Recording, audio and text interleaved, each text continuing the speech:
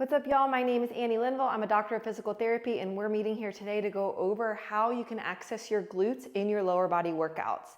If you're somebody that struggles with connecting your brain to your glutes and feeling them actually work, and you may feel compensations through your back, always feel your quads working and never feeling those glutes working, these exercises are for you. So I'm gonna have you at home. You can have a Pilates ball. You can also have a throw pillow to use. We're gonna need you to have access to a wall. And then the other thing that we're gonna do is go ahead and kick off those shoes so that you can feel your feet connect with the floor. All right, let's get to work. So first things first, we're gonna be going over a hinge movement. So this is something that you can apply to deadlifts, RDLs, kettlebell swings, and again, any hinge-based movement. I want you ideally to have a Pilates ball. If you don't have this at home, you can be using a bed pillow or a throw pillow, just kind of fold it up. You can also use a yoga block. So you're gonna be putting the ball in between your knees, and you're gonna have your feet about hip distance apart. It's very crucial here that you're keeping your foot connected with the floor. So I want you to really be thinking about weight through your entire foot. A lot of times when people favor the outsides of their feet, they're already not gonna feel those glutes kick in as much as we would want them to. You're not gonna be able to access them, and I'll explain that in a little bit. But you wanna make sure that you have that big toe and weight through the middle of the foot. You're gonna have your knees kind of pressing just very gently into the ball inwards, and we're gonna perform a hip hinge. So you wanna think about, with your hip hinge, you wanna think about lengthening through this glute muscle. You wanna think about this stretching and lengthening as we lower down. There's a slight bend in the knee. And you wanna think about this as lowering to decelerate us forward. You're not thinking about it as your back arching and letting us go forward. You're not thinking about it as only coming from your hamstrings. So I want you to think about lengthening through the glutes as a hinge.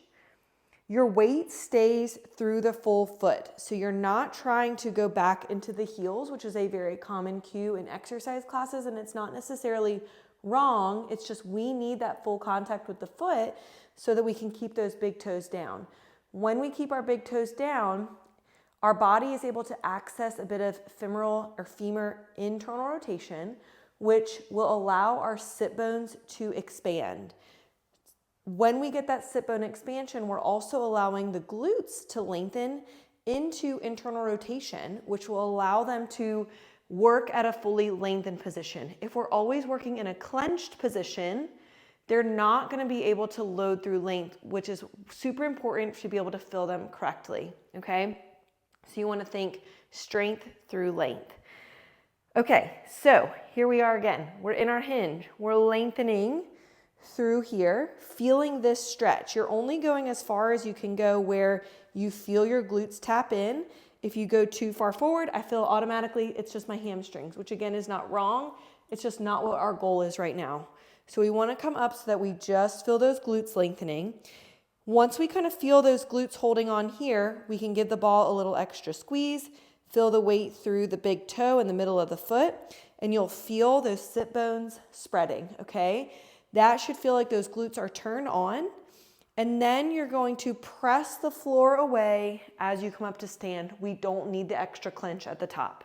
All right, so we're thinking about inhaling, gentle squeeze on the ball, imagining those sit bones spreading, really trying to tap into this being what's holding us here and lengthening. Exhale, push into the floor, no extra clenching. Lengthen the glutes, inhale, expand. My weight is through my full foot. I'm not back into the heels. My weight is centered kind of over my midfoot. And then we press the floor away to come up. So that is your basic hip hinge. If you feel it all in your back, you really want to tap into this part is what's lengthening. So that back should kind of stay straight. And as we go here, you really want to practice from this lengthening coming from the hips and the glutes itself, okay? So that the back isn't just going ahead and dipping into here. You really need to practice finding that neutral spine and allowing the hips to actually do the lengthening instead of the trunk. Now, the next one that we're gonna do is gonna be a staggered RDL on the wall, and that can be a really good one to follow up with if you are having trouble still feeling the glutes. So let's check that one out now. All right, so here we're checking in with a movement called a staggered RDL. We're gonna be using the wall for support so that we can have something to press into to get those glutes to turn on. So for this one, if I wanna work my left glute, I'm gonna have my left foot on the floor. we're gonna have our right foot on the wall. If you need something out in front to help you for balance, like the back of a chair in front, please feel free to do so. I don't want you fighting balance because otherwise it's gonna be really hard to feel the muscles that we need to if your body's constantly just trying to stay up. So use whatever assist you need here. Left leg is gonna be on the floor, right leg is gonna be pressed against the wall, and you can just have like the ball of your foot against the wall. You don't have to keep it flat here. I want you guys to think slight bend in the knee, very slight, just unlocked, and that focus, same as before, is on the inside of that foot. We're not just going to the outside of the foot and letting the big toe come up. So I want you really thinking about anchoring through there. Again, that promotes the body to be able to access internal rotation, which lengthens the glutes. So here we're gonna think about hinging like we did before. We're lengthening through that glute, slight bend in the knee. My weight stays over my foot. I'm not just going back into the wall. We're keeping our weight centered over our midfoot. Already in this position, I feel my glute muscle lengthening, and you want to feel that like the back of your hip feels like it's nice and rounded. We're not tucked under and clenched. We're allowing those sit bones to spread and open. And if I press a little bit into the wall with this other foot, it will place more demand on this left leg, on this left glute, so you should feel it kick in. We're gonna press the floor away to come back up to stand, okay? No extra clenching is necessary at the top. We're inhaling, lengthening weight through that big toe, feeling the sit bone spread. Press the floor away. This should be feeling like some demand, okay? You wanna keep that pelvis kind of square to the floor. We're not trying to open this way. We're trying to keep it square so that, again, our body can find internal rotation and allow those muscles to expand, all right? You would do this on both sides, making sure that if there's one side that doesn't feel like it's as easily accessible, or you feel like you compensate through your back a little bit more, that you really hone in on that leg and practice these reps so that you can feel that glute muscle turning on. All right, last move here, we're going over a split squat, which is gonna be how you're practicing it with your lunges. So if I have my left foot in front, that's gonna be the glute that I'm working, and I'm gonna be setting up so that I have this normal width in between my front leg and my back leg. If you go way too far, you're gonna be predisposed to using that back, so kind of keep a comfortable length between those two legs. I want your focus as you lower down to be through this front leg.